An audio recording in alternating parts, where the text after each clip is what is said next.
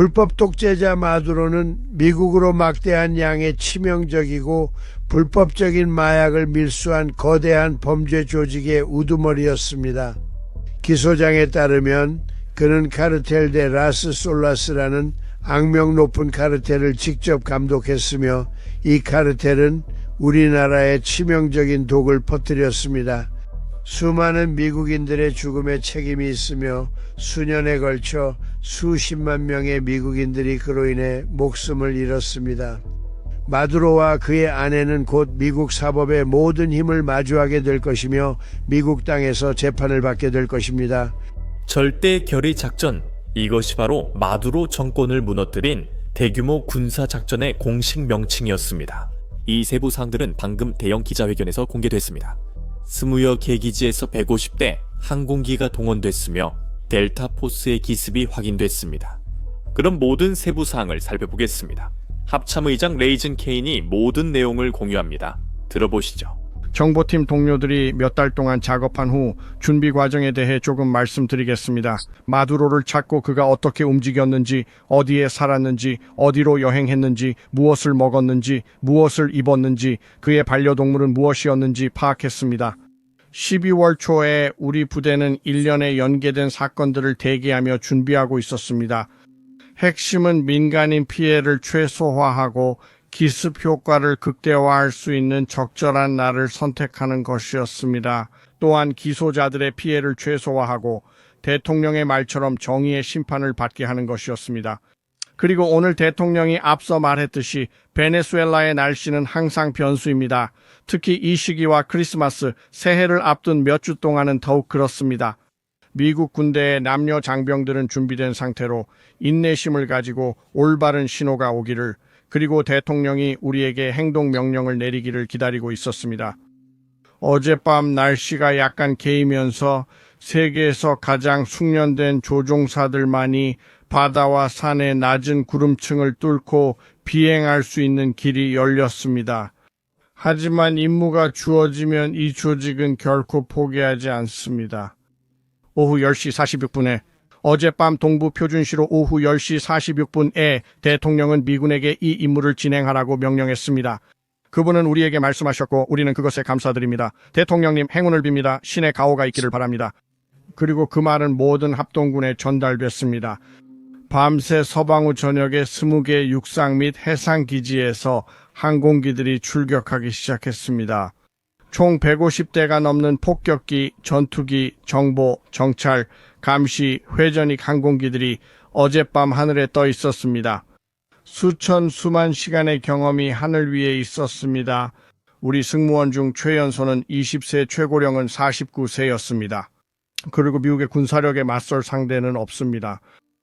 밤이 시작되자 헬리콥터들은 법집행관들이 포함된 구출부대와 함께 이륙하여 수면 위 100피트 상공에서 베네수엘라로 비행을 시작했습니다. 그들이 베네수엘라 해안에 다가갔을 때 미국은 스페이스컴, 사이버컴, 그리고 다른 기관의 지원을 받아 다양한 효과를 겹겹이 쌓아 올리며 상공의 통로를 만들기 시작했습니다. 그 부대들은 미 해병대, 미 해군, 미 공군, 그리고 공군 주방위군의 항공기로부터 보호를 받았습니다.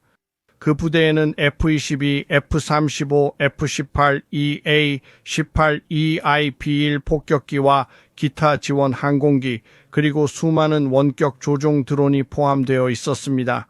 부대가 카라카스에 접근하기 시작하자 합동항공부대는 헬리콥터가 목표 지역으로 안전하게 진입할 수 있도록 무기를 사용하여 베네수엘라의 방공 시스템을 해체하고 무력화하기 시작했습니다.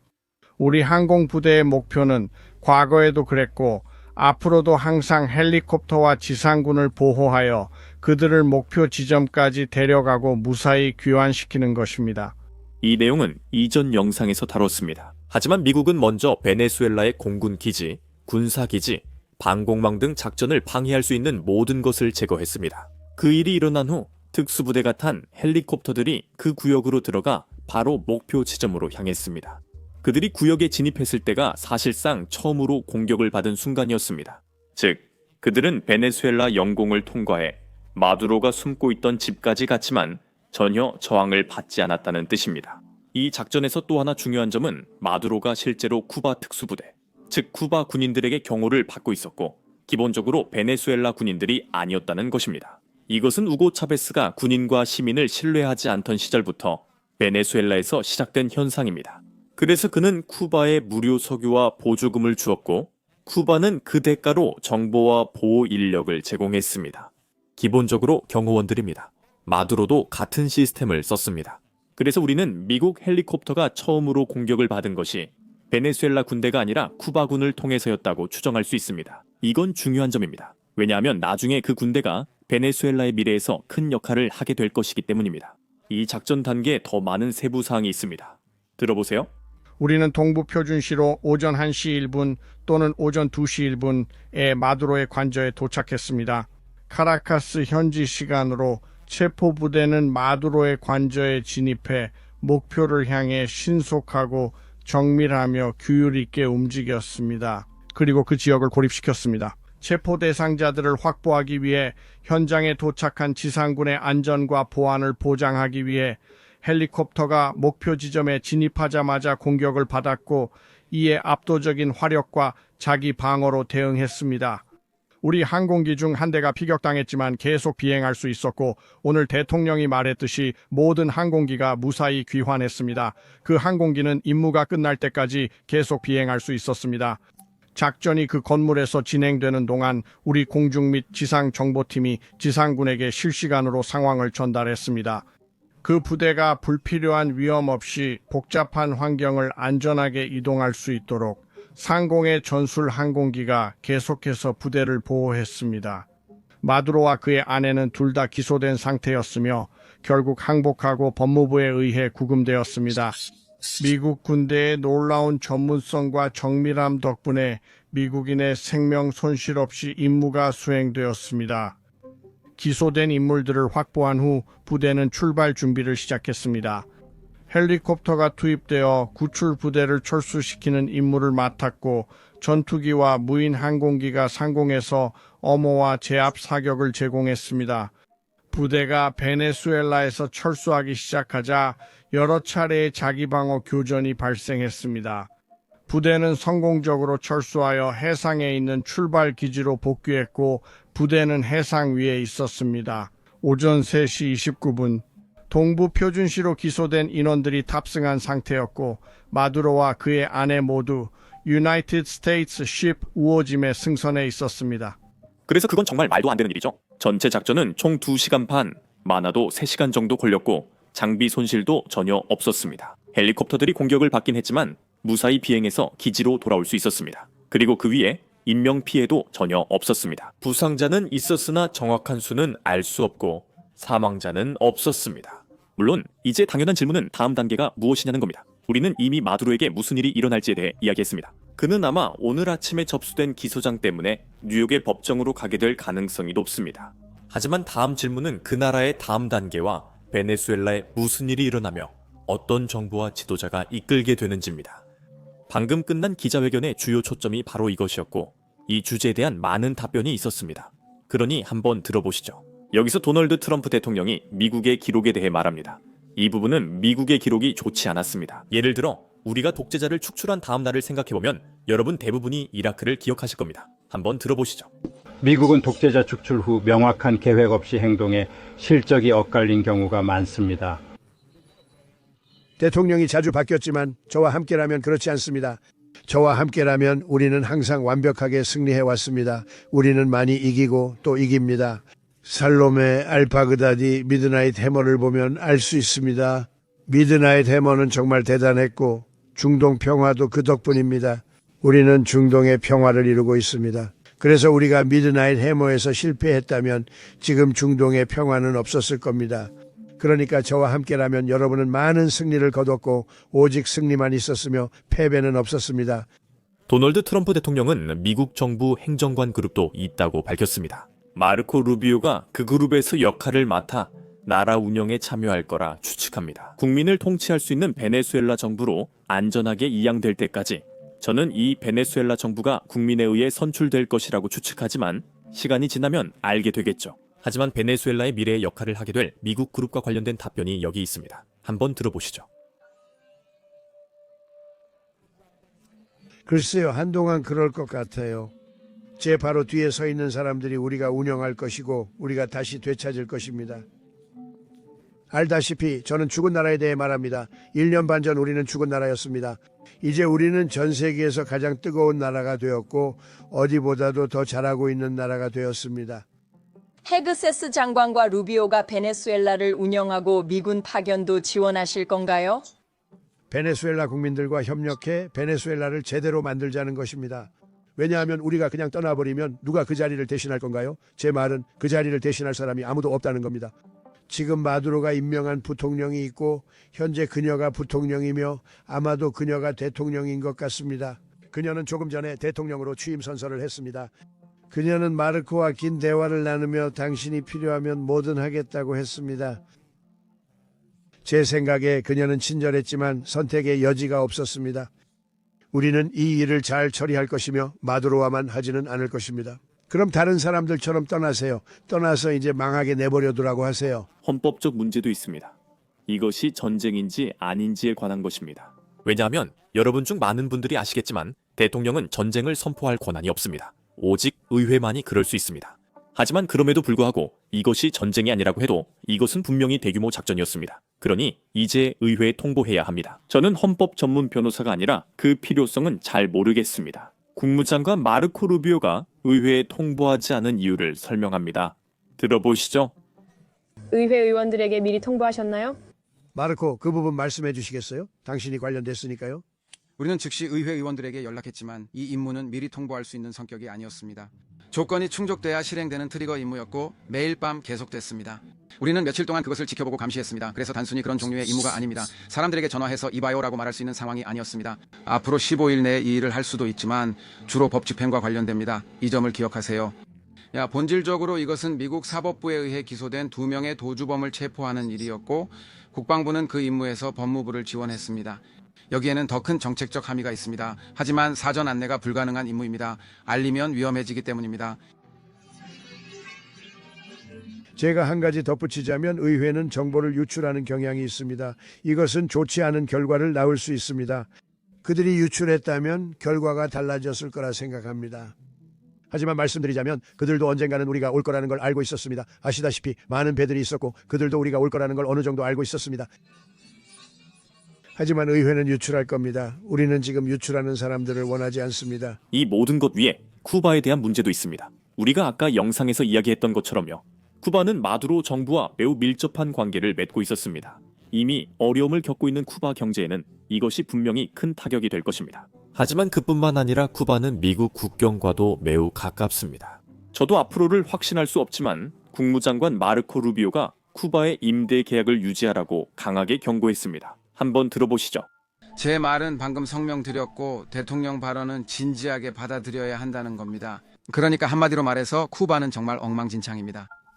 쿠바는 무능하고 노쇠한 사람들이 운영하고 있고 어떤 경우에는 노쇠하지는 않지만 무능한 사람들이 운영하고 있습니다. 그럼에도 불구하고 쿠바는 경제가 전혀 없고 완전히 붕괴된 상태입니다. 그리고 참고로 마두로를 보호하는 데 도움을 준 모든 경비원들, 이건 잘 알려진 사실인데 그들의 전체 첩보기관 이런 것들이 전부 쿠바인들로 가득 차 있었습니다. 그러니까 그들은 네, 맞아요. 놀랍게도 이 가난한 섬나라가 베네수엘라를 장악했습니다. 베네수엘라의 큰 문제 중 하나는 쿠바로부터의 독립선언 필요성입니다. 쿠바는 베네수엘라를 사실상 보안 면에서 식민지화하려 했습니다. 그러니까 네, 만약 내가 아바나에 살면서 정부에 있다면 적어도 조금은 걱정할 것 같습니다. 당신이 베네수엘라의 쿠바 석유 공급을 맡고 있습니다. 대통령이 이미 일주일 전에 제재된 석유는 도착하지 못하게 할 것이라 발표했으니 그건 변명일 뿐입니다. 그리고 마지막으로 물론 우리는 러시아를 이 모든 일에서 무시할 수 없습니다. 왜냐하면 이것은 분명히 러시아 경제에 큰 타격이었기 때문입니다. 이것은 러시아가 베네수엘라에 경제적으로 크게 의존했기 때문만이 아니라 단순한 지정학적 문제도 아니었습니다. 일부는 베네수엘라가 세계 최대 석유 매장량을 가진 걸 알고 있을 겁니다. 또한 그 석유가 시장에 나오지 않아 이미 세계에서 가장 많은 제재를 받는 러시아엔 오히려 유리한 일이었습니다. 하지만 이제 마두로 정부가 없으니 그 석유가 시장에 나올 수도 있다는 건가요? 모든 오래된 유전과 정유시설을 다시 가동하려면 많은 투자와 건설이 필요할 테니 얼마나 걸릴지는 잘 모르겠습니다. 하지만 그 석유가 시장에 나오게 된다면 이미 제재로 어려움을 겪고 있는 러시아 경제는 심각한 문제에 직면하게 될 것입니다. 왜냐하면 전 세계적으로 유가가 비교적 낮기 때문입니다. 러시아산 석유가 큰 폭으로 할인 거래되는 상황에서 베네수엘라산까지 시장에 나오면 어떻게 될까요? 중국과 인도 같은 러시아 고객들도 제재를 받은 러시아산 석유를 구매하는 위험을 감수하려 하지 않을 수도 있습니다. 만약 그들이 같은 석유를 다른 곳에서 구할 수 있다면 말이죠.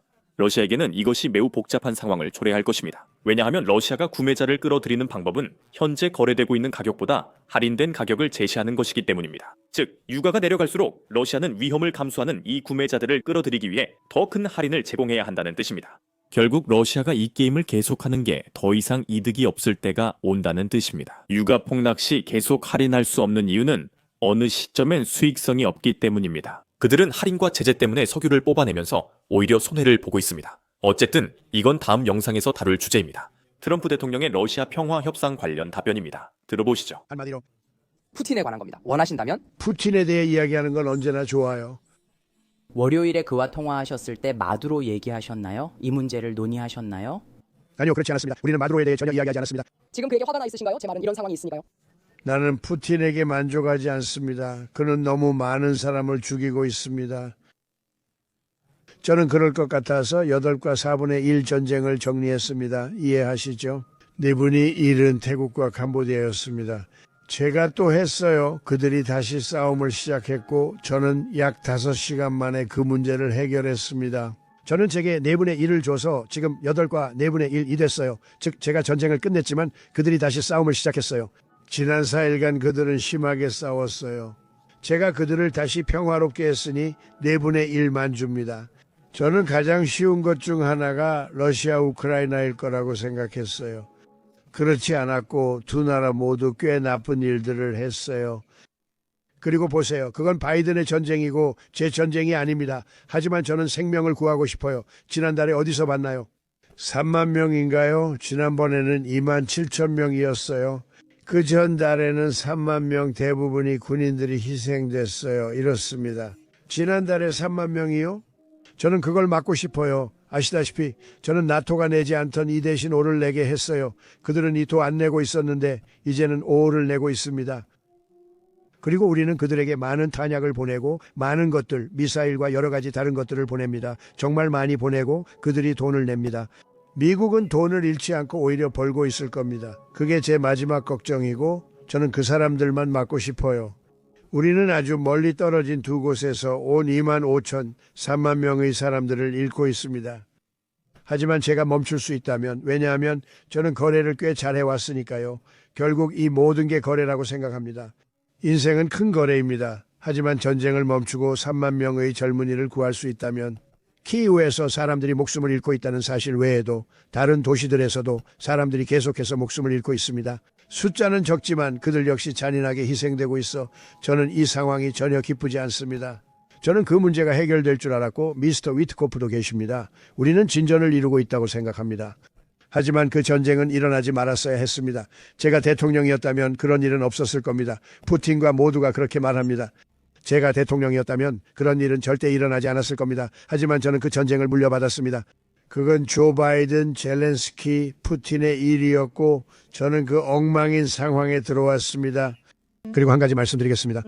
어젯밤에 정말 정밀하고 정말 훌륭한 작전을 봤습니다. 정말 놀라웠습니다. 이런 장군과 우리 사람들이 그 전쟁에 참여했다면 그 전쟁은 오래가지 않았을 겁니다. 그건 분명히 말씀드릴 수 있습니다. 그 전쟁은 옛말로 피바다였습니다. 우리는 전쟁의 종식을 원합니다. 모두 감사합니다. 이건 분명히 엄청난 뉴스였습니다. 앞으로 며칠 동안 더 많은 분석이 나올 것입니다. 아래 구독 버튼 눌러주세요. 저는 샘입니다. 다음 영상에서 뵙겠습니다. 이런 영상에서는 드론 공격 장면을 많이 보여주는데 비록 인간이나 러시아 군인이 다치지 않더라도 이런 영상을 만드는 데에는 몇 가지 문제가 있습니다. 영상에서요. 유튜브는 보통 저희 영상을 수익 창출 제한하거나 제한을 걸곤 합니다. 지난주에만 유튜브는 전쟁 관련 영상 4개의 수익 창출을 제한했습니다. 드론 공격 장면이나 심지어 전선에서 촬영된 영상도 광고주에게 적합하지 않기 때문에 영상이 제한되는 겁니다. 하지만 이것이 현대 전쟁의 현실이고 우크라이나인들이 싸우고 살아남으려 애쓰는 전쟁입니다. 그래서 저희는 이를 다루는 것이 중요하다고 생각해 베이식스 인사이더 플랫폼을 시작했습니다. 저희가 처음부터 직접 만들었습니다.